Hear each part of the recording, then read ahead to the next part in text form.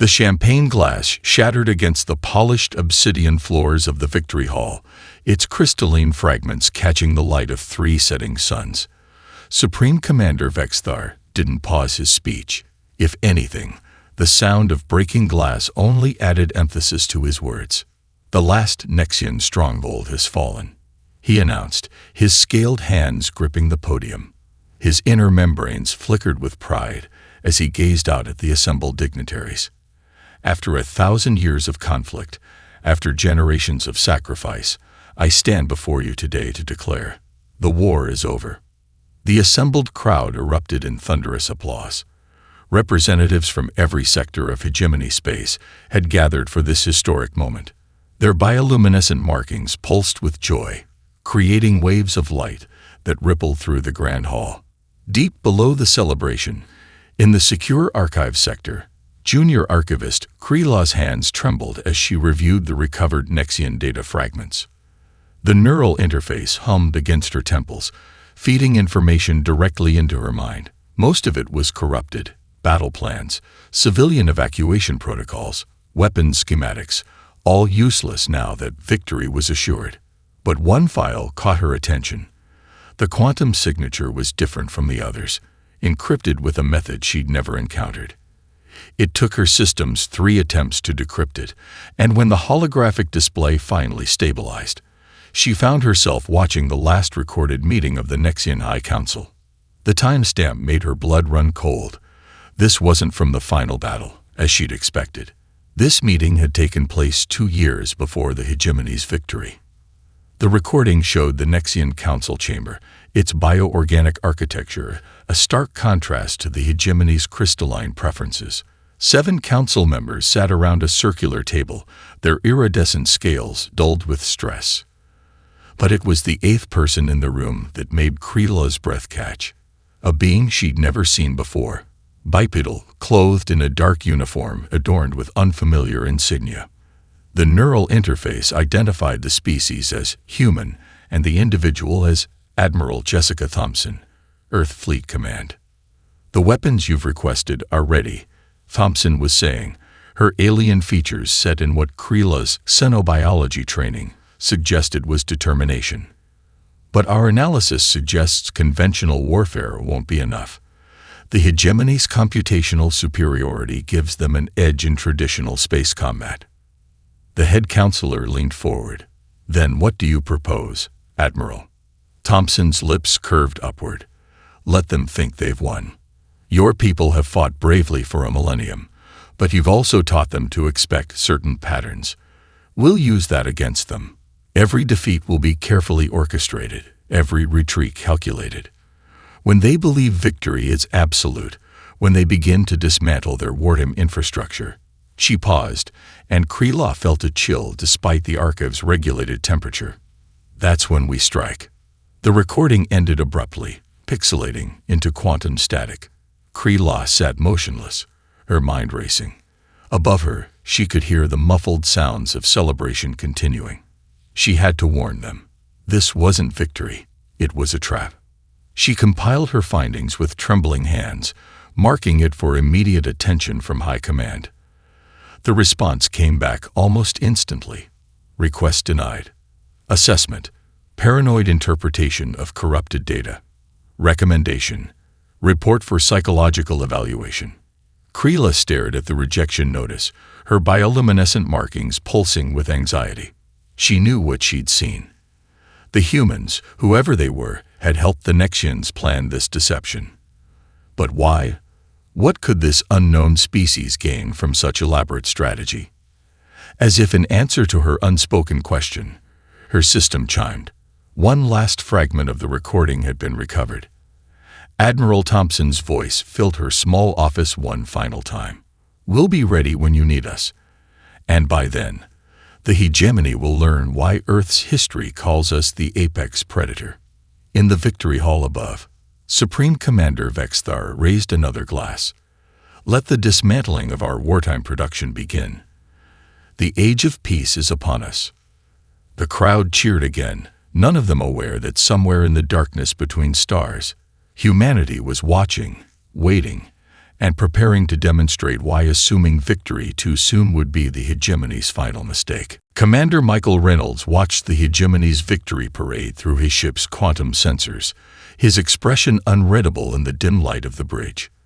The stealth vessel hung motionless in the void, its advanced cloaking systems making it invisible to even the most sophisticated detection arrays.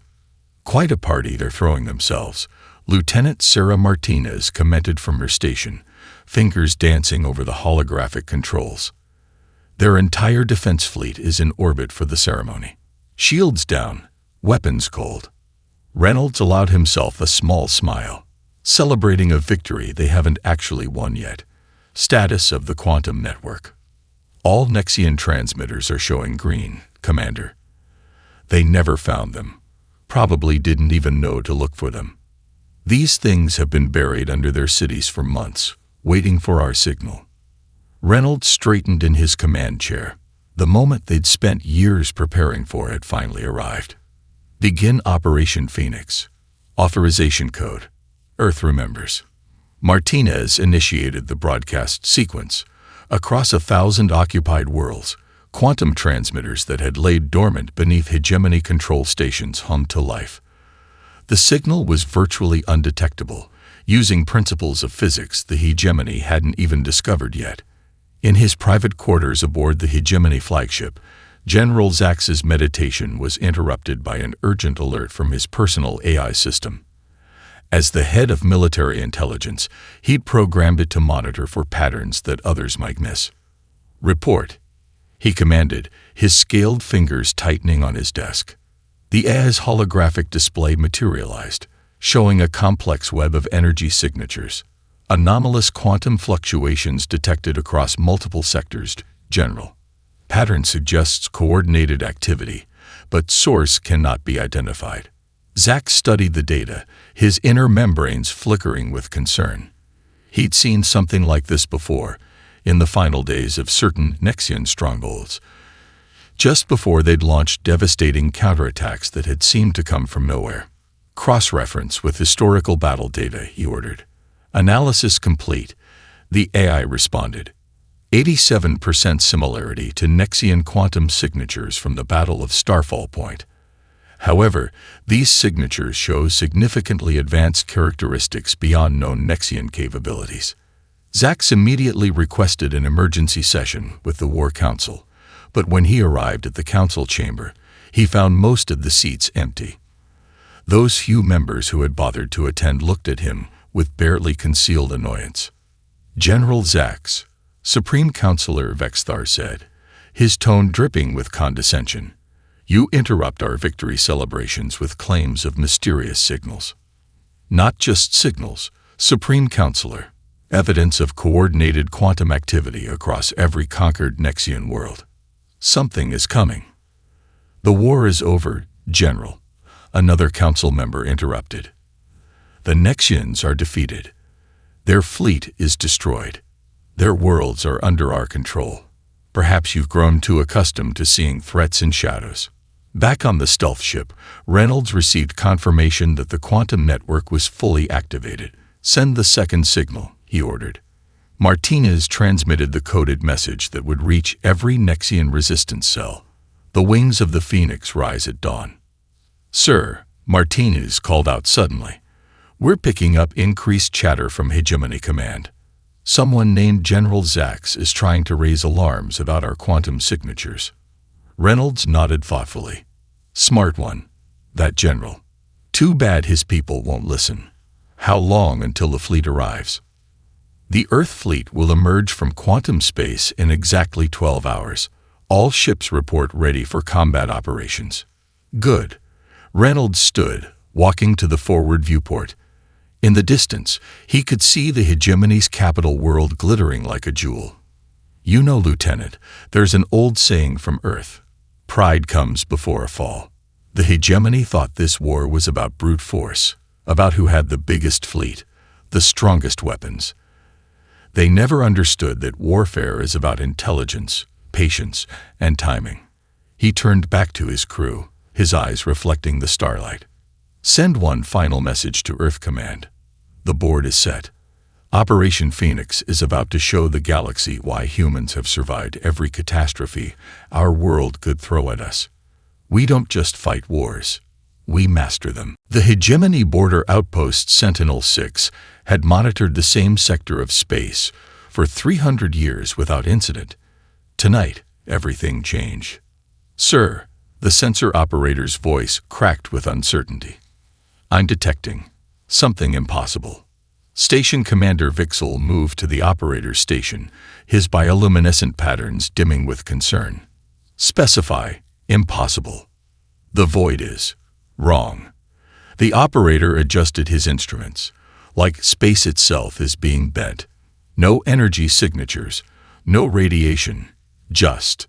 The main display exploded with alerts as hundreds of objects materialized from what seemed to be empty space. The vessels were unlike anything in the Hegemony database, sleek, angular shapes that seemed to absorb light rather than reflect it. Their hulls rippled with patterns that made Vixel's eyes hurt when he tried to focus on them. "By the first stars," he whispered, "open a channel. All frequencies." Before his communications officer could comply, every screen in the station flickered to life. A figure appeared. A human female with short blonde hair and steel-gray eyes. Her uniform was midnight black with silver trim. "This is Captain Emily Davidson of the Earth Fleet Vanguard. We've been watching you for months. Your sensors are working perfectly fine. You just haven't known what to look for." Vixel drew himself up to his full height. "This is restricted hegemony space. Identify your species and purpose immediately." Davidson's laugh was cold. "We're human. As for our purpose..." She leaned forward, and Vixel involuntarily stepped back from the screen. "Check your shadow archives. The ones you thought were so well hidden. Authorization code: Phoenix Rising." The station's AI responded automatically to the code, displaying classified files Vixel didn't even know existed. His inner membranes fluttered in shock as he saw footage of human ships emerging from quantum storms, of soldiers moving with impossible speed, of weapons that ignored shield frequencies as if they weren't even there. "Impossible," he breathed. "These files are dated months ago. We would have known. Would you?" Davidson's smile widened. "Your entire society is built on predictable patterns. Your sensor suites happen at the same intervals. Your patrol routes never vary. Your encryption changes on a schedule we decoded within days of watching you. We've had ships in your territory since before you declared victory over the Nexians." As if to prove her point, patches of empty space around her fleet shimmed, revealing dozens more vessels that had been there all along. The station's tactical display sparked with new contacts appearing in every direction. "Launch alert fighters," Vixel commanded. "I wouldn't," Davidson said calmly. "Look at your power grid." Vixel's blood ran cold as he realized the station's weapon systems were already locked down. The override codes had been changed. How long had they been compromised? "Now," Davidson continued, "in exactly 30 seconds, resistance cells across 20 hegemony core worlds will activate.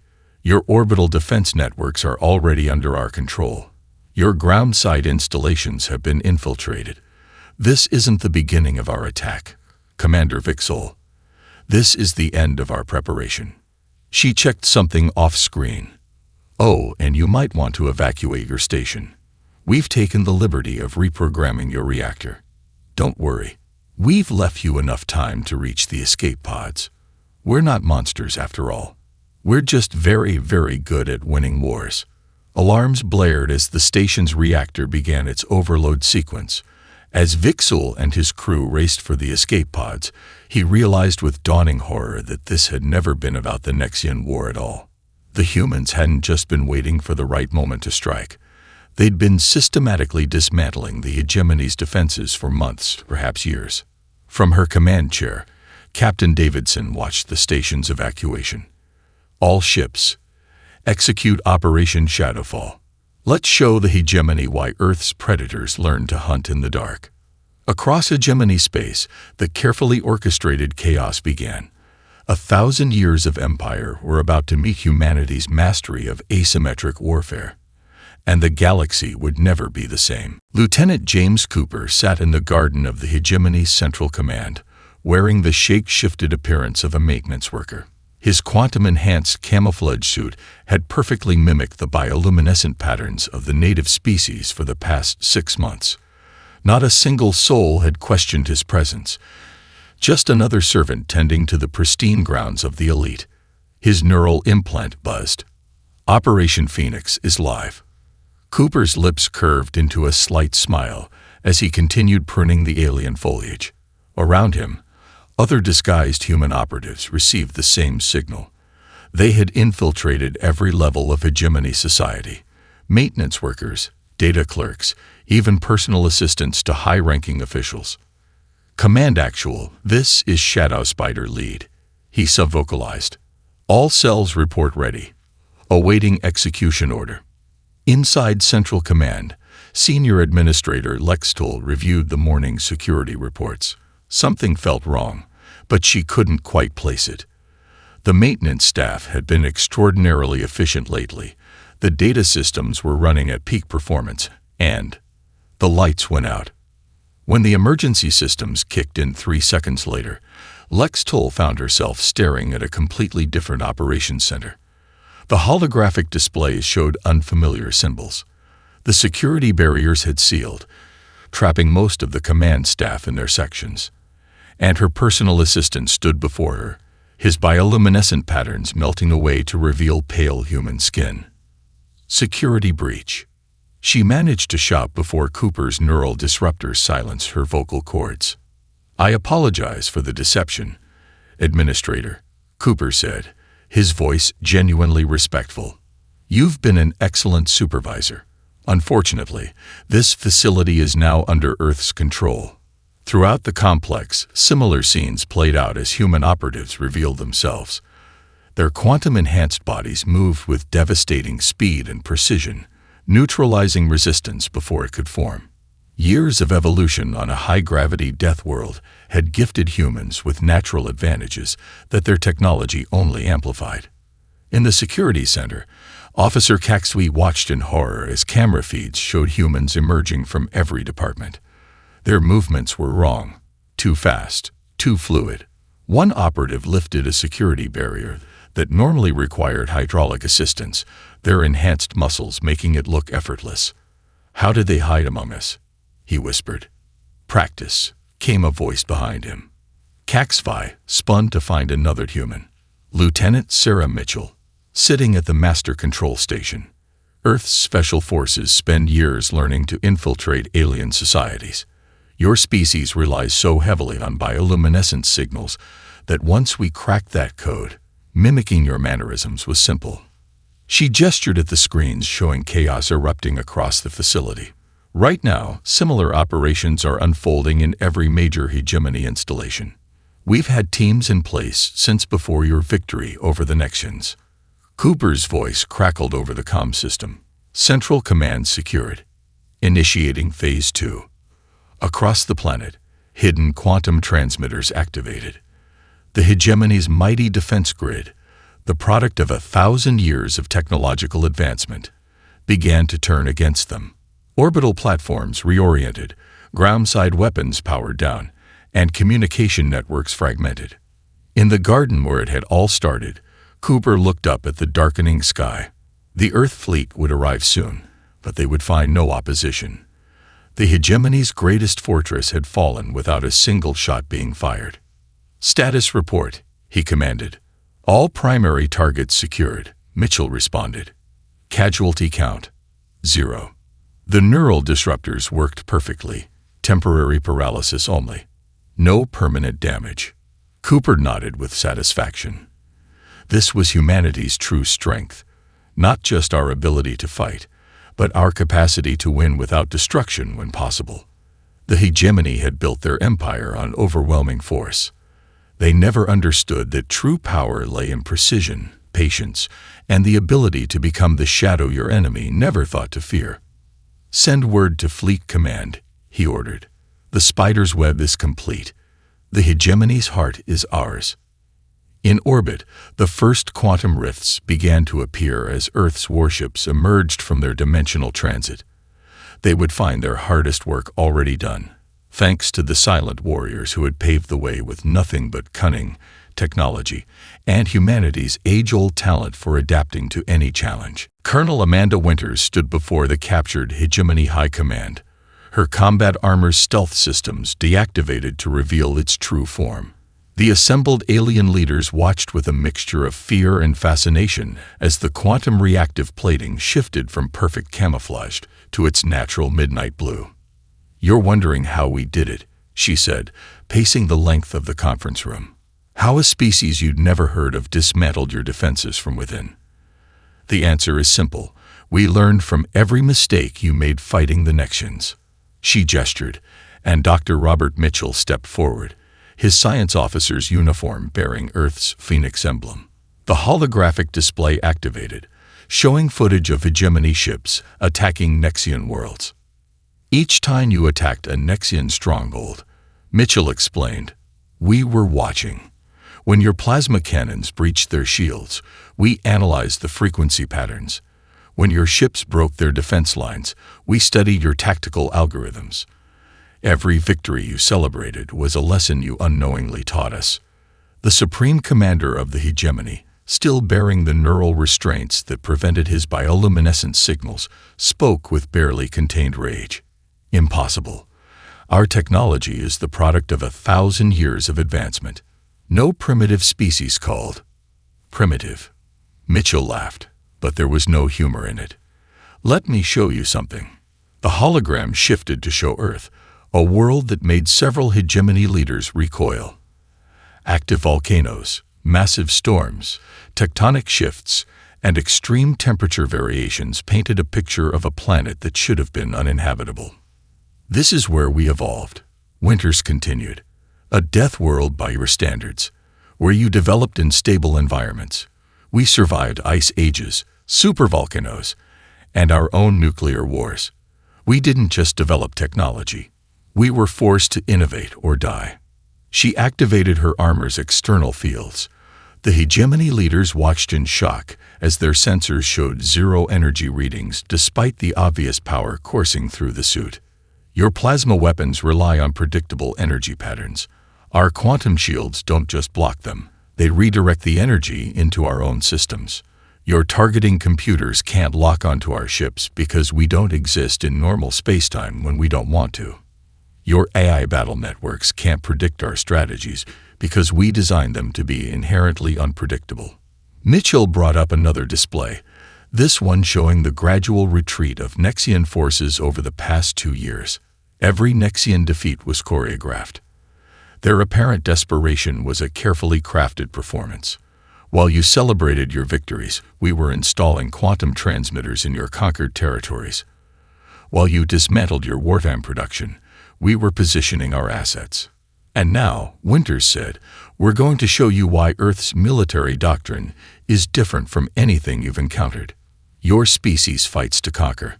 The Nexians fought to survive. But humans? We fight to end fights." She nodded to Mitchell, who initiated a complex sequence of commands. Across Hegemony space, their supposedly advanced weapon systems began to power down, their energy redirected through human quantum networks. "Right now, your entire military infrastructure is being reconfigured. Don't worry, we're not destroying it. We're showing you how it could have been designed better. Consider it a gesture of good faith." The Supreme Commander's inner membranes flickered with confusion. "You have us at your mercy. Why show us anything?" Winters smiled, and for the first time, there was warmth in it. "Because the goal was never to destroy you. Humanity learned long ago that the strongest victory isn't the one that leaves your enemy in ruins. It's the one that turns your enemy into an ally." She gestured at the hologram, now showing Earth ships helping to rebuild damaged Nexian worlds. "We're not here to end your civilization. We're here to show you why evolution on a death world gave us something your 1,000 years of empire building couldn't. The understanding that true strength comes from adaptation, cooperation, and the wisdom to know when to end a war without destruction. The chamber fell silent as the implications sank in.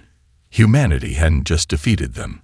They had rewritten the rules of warfare itself. Major Thomas Walker crouched in the shadows of the hegemony's most secure data vault, his quantum stealth suit rendering him completely invisible to both organic and electronic detection. Around him, 5 other members of Shadow Team maintained their positions, waiting for the perfect moment to strike. Eclipse Actual, Shadow Team in position, he subvocalized through his neural link. Initiating Operation Truth Cascade. The vault's security systems were impressive. Layers of quantum encryption, biological scanners, and gravity anomaly detectors. To any other species, it would have been impenetrable. But humans had spent centuries learning to break into their own supposedly unbreakable systems.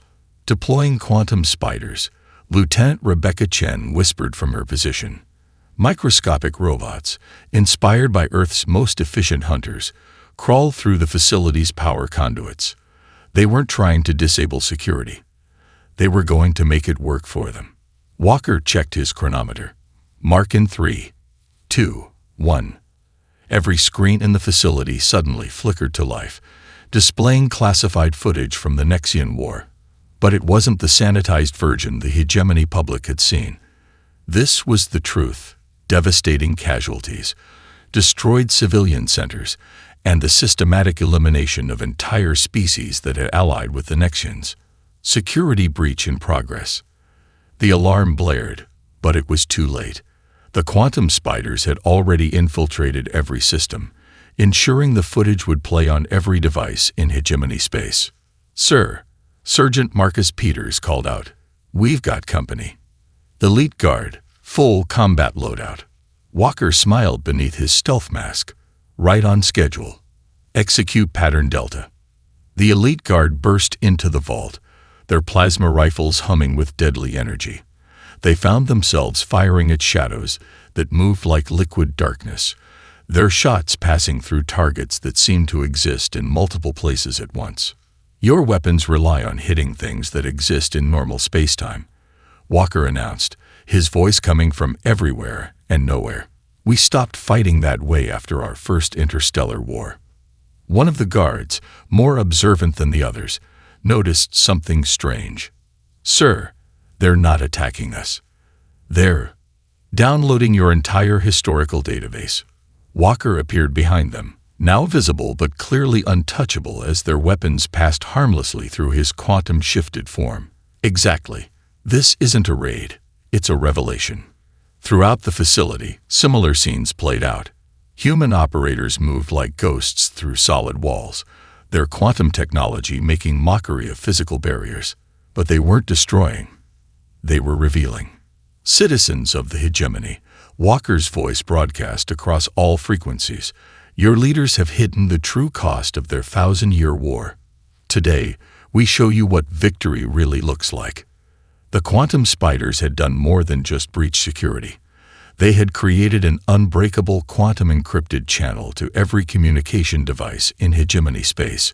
Every citizen, from the highest noble to the lowest worker, was seeing the unedited history of their empire. "We could have destroyed your military infrastructure," Walker continued, standing in the center of the vault as elite guards watched helplessly. "Instead, we chose to destroy something far more dangerous. The lies that kept your empire running."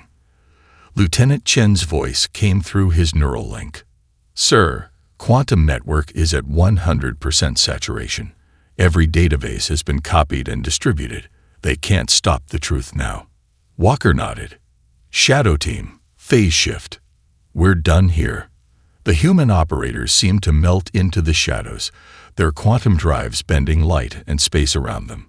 As they vanished, Walker left one final message echoing through the facility. "Your leaders told you that strength comes from conquest. We're showing you that true power comes from facing the truth. Earth learned this lesson through countless wars and near extinctions. Now it's your turn." In orbit, the Earth fleet maintained its defensive position, watching as chaos erupted across hegemony space. But this chaos wasn't from military strikes or orbital bombardment. It was the chaos of a society confronting its own hidden history. Operation Truth Cascade complete, Walker reported as his team quantum shifted back to their ship. The hegemony's greatest weapon was never their technology or their fleets. It was their control of information. And now, he watched the growing turmoil on the planet below. Now they'll learn what humanity learned long ago. Sometimes the most powerful weapon isn't the one that destroys your enemies, but the one that forces them to confront themselves. General Sarah Anderson stood on the bridge of the Earth flagship Prometheus, watching as the hegemony's superweapon, the Starhammer, emerged from its quantum sheath. The massive station's crystalline arrays pulsed with enough energy to shatter planets, its mere presence distorting the fabric of space-time. "They're actually going to do it," Commander Jason Reynolds said, his tactical display showing the weapon powering up. "They'd rather destroy their own systems than admit defeat." Anderson's expression remained calm. "No, they're going to try." She opened a channel to all Earth forces. Operation Lighthouse is now active. All ships, maintain position and prepare for energy redirection. The Starhammer's primary arrays aligned, targeting the heart of the human fleet. Supreme Warlord Vexthar's voice boomed across all frequencies. "You have forced our hand, humans. If we cannot rule the galaxy, we will unmake it. The Starhammer has never failed." "Actually," Anderson interrupted, "it fails today." She nodded to her science officer. "Dr. Henderson, show them what we've been building for the past 6 months." Across the battlefield, thousands of quantum nodes activated, tiny devices that humans had seeded throughout hegemony space during their infiltration. Each one had seemed harmless, barely detectable.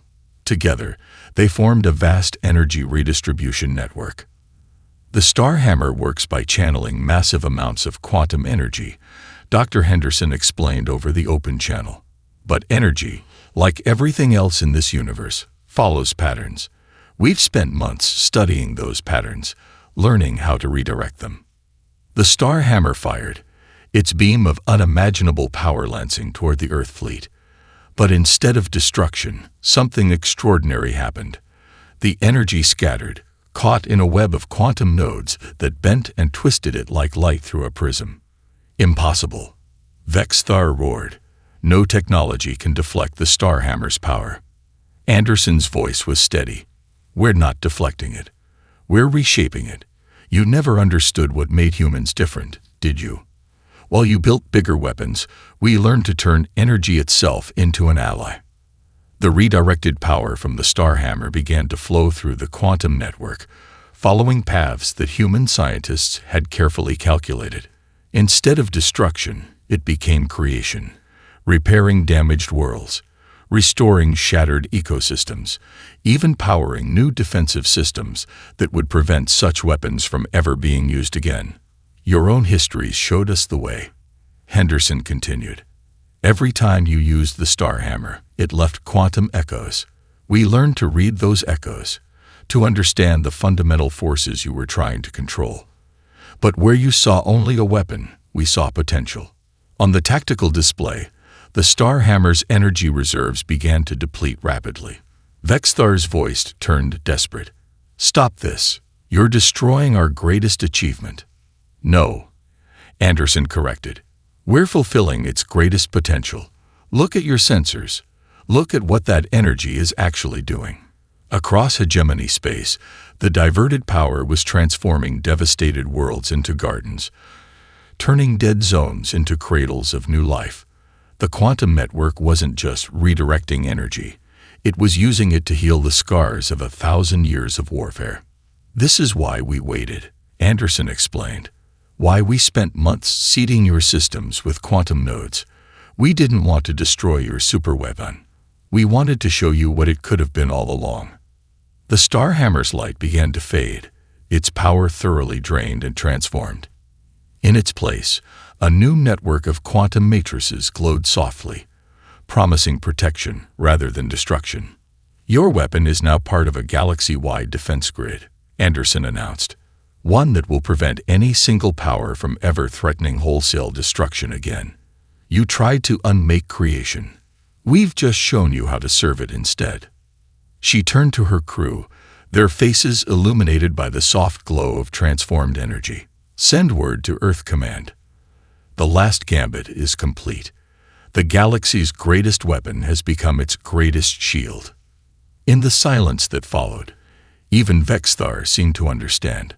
The humans hadn't just defeated their ultimate weapon. They had transformed it into something that would ensure peace for generations to come.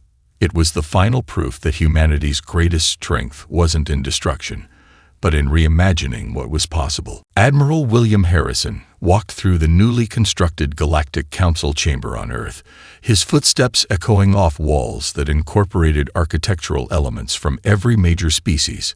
Crystalline formations reminiscent of hegemony design merged seamlessly with the organic curves favored by the Nexians, while Earth's classical columns added strength to the structure. "The chamber is ready, Admiral," Lieutenant Emma Carter reported, her uniform bearing the new insignia of the Joint Species Command. "Representatives from all worlds are assembled."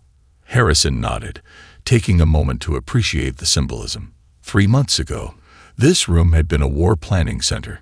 Now it would host the first true interstellar democracy. "Very well," he said.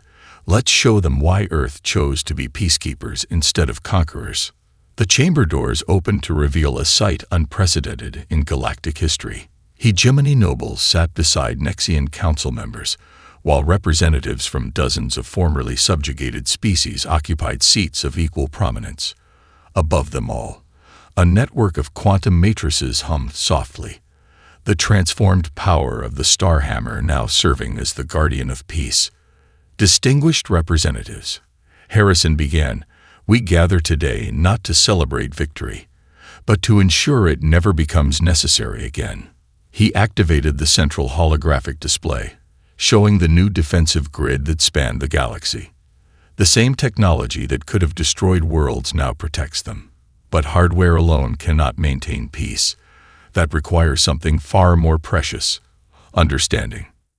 Former Supreme Commander Vexthar, now serving as the hegemony's chief diplomat, raised his hand. "And you trust us with this power?" "After everything we did," Harrison smiled. "We trust in the power of consequence and growth.